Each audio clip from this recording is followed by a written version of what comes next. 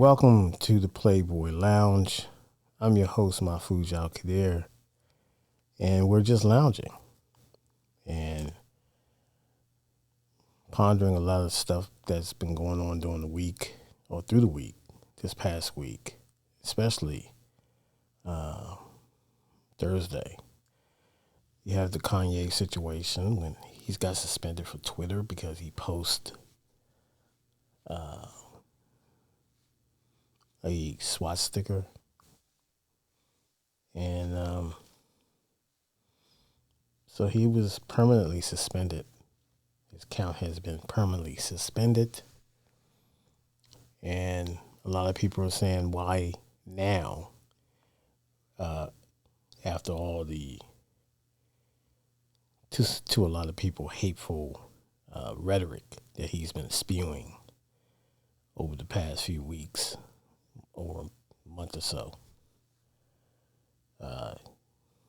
He's been labeled as anti-Semitic, which he claims that's impossible to put a label on him like that because he is, he know who he is. He's a black person. He's a descent of,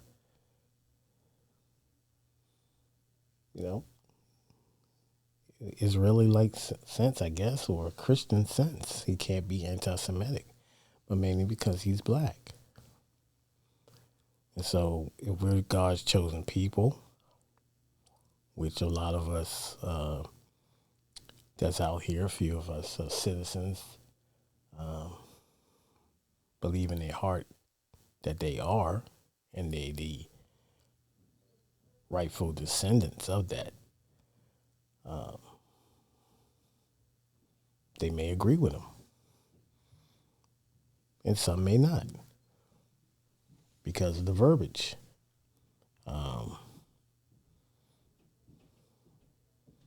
It's hard for me to say. He's made some controversial, very controversial statements when he was running for president, when he said slavery was a choice. He goes on to say later, maybe paraphrasing, not verbatim, but he was saying they took it out of context. A lot of people think they agreed. A lot of folks agree with him a little bit, though. A few, but they voiced their opinion, and a lot of people think it was ridiculous, as you can imagine. But nevertheless, it caused a firestorm. A lot of people in the black community canceled Kanye after that reference. And he's been held accountable. And,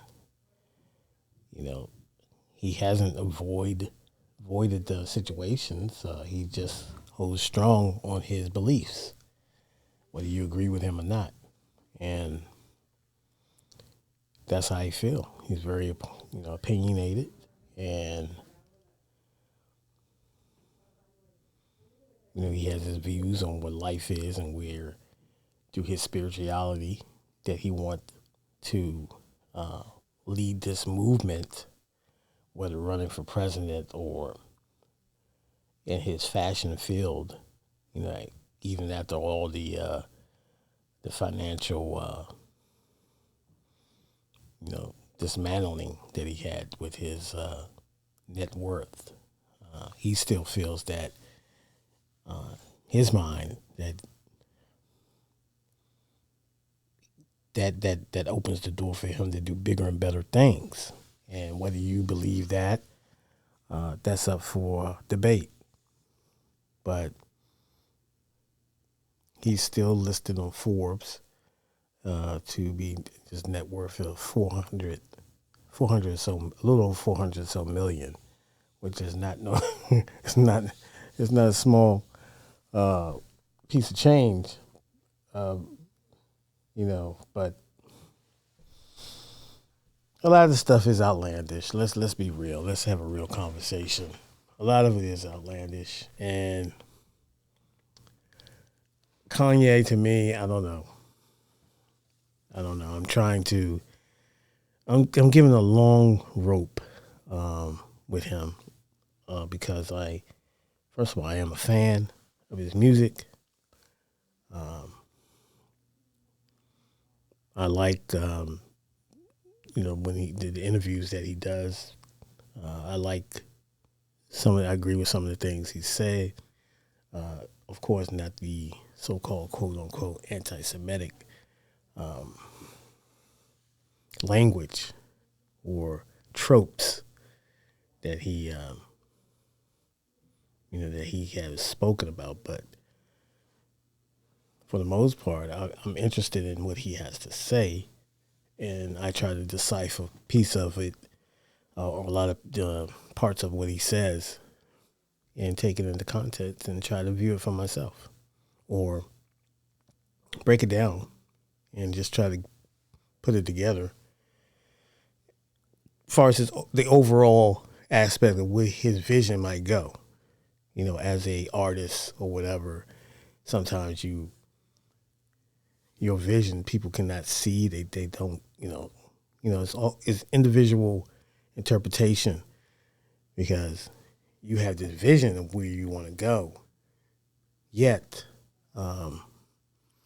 it could be controversial, abstract, or whatever, and people don't see the big picture until maybe they never see it. So that's where I'm at on it. But it's complicated. He's a complicated guy. And do I think he's, some people say he's dangerous because of his rhetoric and he's spewing all this hate. The reference he said Hitler was a good person too. Hitler did good things or whatever. Man, that's just outrageous.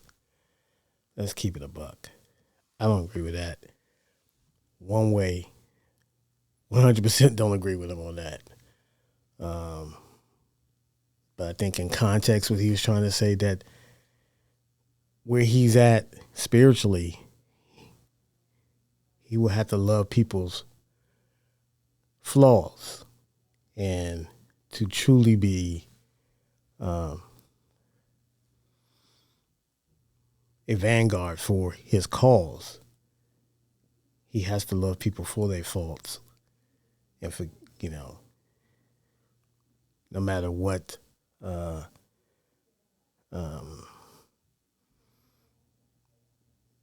matter what kind of, I guess, heinous things that they have done or capable of doing, you still have to love thy neighbor. And that's very romantic and very honorable. But when you're exterminating and committing genocide on a community of people,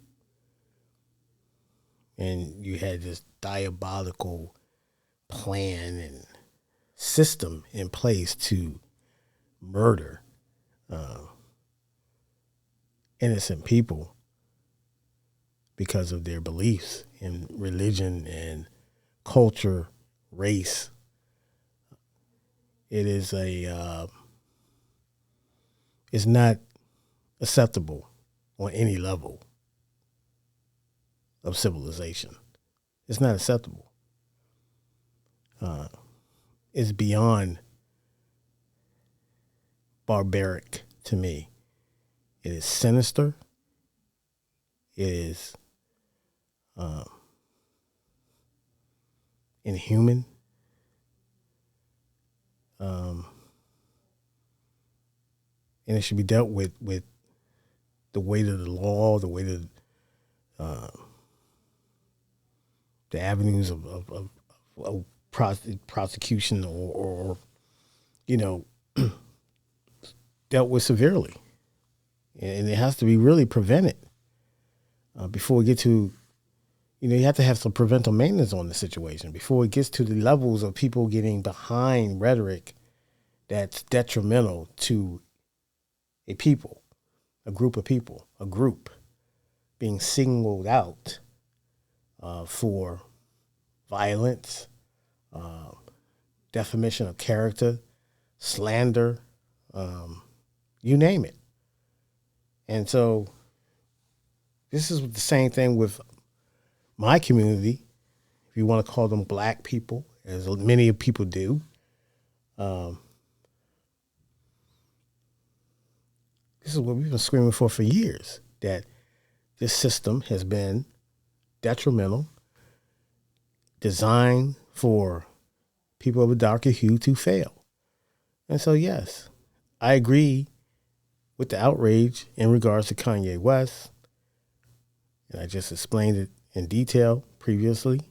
And at the same time, if we're going to have that energy, we should have that energy for every event, that stuff and systems and policies are designed to keep a group of people behind the eight ball or down, and designed to not benefit them. We have to call it out and call the people out who make the policy and hold them accountable. You know, you're not going to milk toast the issue when it comes to, you know, other people's complaints and concerns, and you know, just their concerns about, you know, the future of their children, and systems in place. I mean, you got the CR, you know, the critical race theory that everybody got all, you know, their underwear in a bunch about, because you're trying to stop the truth from being taught. You can't stop history. People are going to seek it out. You can't do it. You know, you want it, you know, custom to your educational curriculum, to erase that part of it, and not inform the young people in regards to what happened. So if you don't inform them, you're gonna repeat these, you know, these same atrocities, if it makes sense. I think it's pretty plain. I don't care about you being embarrassed about what your ancestors did, because they did it. And just like anything else, it should be documented and discussed, as, you know, as far as preventive maintenance, you know, to not go down that path, that road of destruction, especially when it's targeting a group of people. We can't be silent on that. And a lot of these politicians have been complicit in their policies and gerrymandering and redistricting the districts in their states, to make sure that a group of people have limited access, or obstruction when it comes to voting, misinformation, you know, just a lot of smoke and mirrors and three-card Marley politics. And so this cannot be tolerated going further, you know, going forth, and you just can't, this cannot be tolerated. Can't be tolerated. Now, I just heard today that the jobs are up in November, over 200 some thousand or so. Just, you know, just under 300,000 new jobs were created. Gas prices are coming down. They're dropping. So, you know, or since June 1st, the gas prices now is dropping significantly. And people, that means more money in people's pockets. They don't have to be punished at the pump any longer because of COVID or supply lines, whatever new excuse that the government or whoever, the powers to be, the powers who be, say was why the prices, inflation, and stuff like that. And we got a recession, so to speak, coming up. At least they say. And so, good to see the prices at the pump dropping. It's good to see the jobs are increasing, and that means more people are spending money. More, more reasons why the economy can keep going and keep being strong. That's what you want going into the end of the year. You want to go into the new year with a strong economy. So Biden is low key being able to, is able to, maneuver and get these policies done. Whether Republicans want to, and just imagine if they do get the Senate. And that's why this Senate race in Georgia is so important. Raphael Warnock and Herschel Walker. And this recount is very important to the Senate. Yes, the Republicans going to control the House, but the Senate is the crown jewel. And so that's your check and balance right there. That's why this race is so important. You don't have to worry about this Senator Manson up there in West Virginia blocking stuff or holding things up, trying to play both sides as he does well. So you can kind of countercheck that. And so that's the importance of it. Although Biden is able to, like I said, once again, able to pull off and keep going and running the government smooth. Yes, there's ups and downs, this, that, third, but it's being a president is hard work. It's never ending, a never ending grind that presidents signed up for. You signed up for it. And so you might as well get to work when you get in the White House and play your cards when they dealt to you and play them the best way you know how.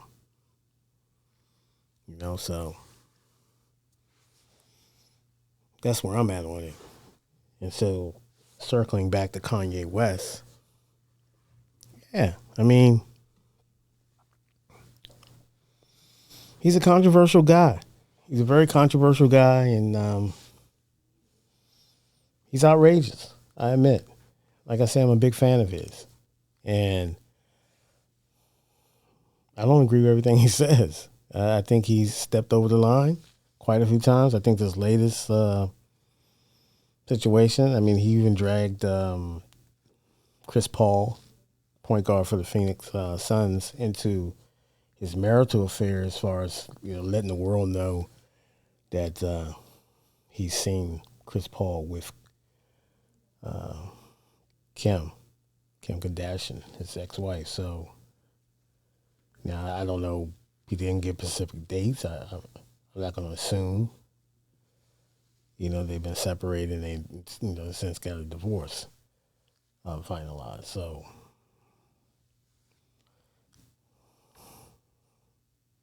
my thing is, Kanye, you bought a house on the same block as your wife, whether it was across the street or next door, I don't know, but in proximity of her residence, and you're a former resident. To me, that's a stalker move, but hey, you got a right to live where you want to live as long as you're not endangering anyone or threatening anyone or making a public spectacle out yourself as far as harassing. But it's kind of weird that you're divorced now. You were separated. And I know you're concerned about your kids, and I get that. I wouldn't want a lot of strange people around my kids, randomly as well, but you have to respect her privacy at the end of the day, bro. You have to respect her privacy. And Chris Paul allegedly He didn't say anything about any type of, like I said, I don't know the timeline. He didn't drop a timeline. So that's up for debate. But I don't deal with speculation. All I deal with is she's a grown woman. Yes, you have kids with her. And yes, they live in her house, your former house. And yes, you live on the street, next door, across the street, or whatever. And so we expect Kanye. She's got to live her life too. I'm sure it's awkward for her to have any type of relationship based on, the that Pete guy from Saturday Night Live. So that was a spectacle that was played out. And now you're throwing Chris Paul into the mix. Allegedly you're saying that he was with your wife. Or you saw her, however, with your wife. And I don't know what that with your wife means. In her presence or something more intimate or, whatever. But still, regardless, it's her life. And if they're grown and they made those decisions or whatever, to whether he might be a friend, I don't know. But that's kind of reckless. But hey, everyone has a right to voice their opinion. And you tweeted that out, and it went viral. So it is what it is. But that's neither here or there. But people talk about whether Kanye's health, what is it? His mental. Obviously, I'm not a mental doctor or anything like that, but obviously, he's in a mode where like I said, He has a lot to say. He has a lot to say, and he's voicing his thoughts. He's sharing with the world, and he's getting feedback, whether positive or negative. But he's definitely in the conversation. He's definitely in the news. He was on the Alex Jones podcast show, and he made those remarks in regards to Hitler being, I think he did some good things, or I'm just paraphrasing. So, Alex, I think the other guest that was on there with this white supremacist guy, was it Fuentes or something like that? I'm not sure of his last name, because I don't follow people who spewing hate. I leave that for the watchdogs. So, but just another racist that's in this world, as far as I'm concerned. But I don't need to hear what he has to say, because it's not benefiting me as far as, in a positive level. So, yes, it's like I stated before, everything, if you're spitting out, if you have a platform of people and seeing like bigotry and racism, it's, to me, it's always been what it is. Whether it's on the rise or not, it doesn't matter to me. It's always going to be there in this country and for much of the world. They designed a great system for themselves, and they see the world. The world is really kind of like coming. America wants the melting pot, so it's really turning into the real melting pot, and so the complexion of that America that that they envision is not is not what they like. They're going to try to protect their power and, like I said, make policies to keep you down. Let's call it for what it is. So, Kanye West, he's out there. Now, his mental capacity or what his status is on that, I don't know. I can't call it. He's speaking his mind.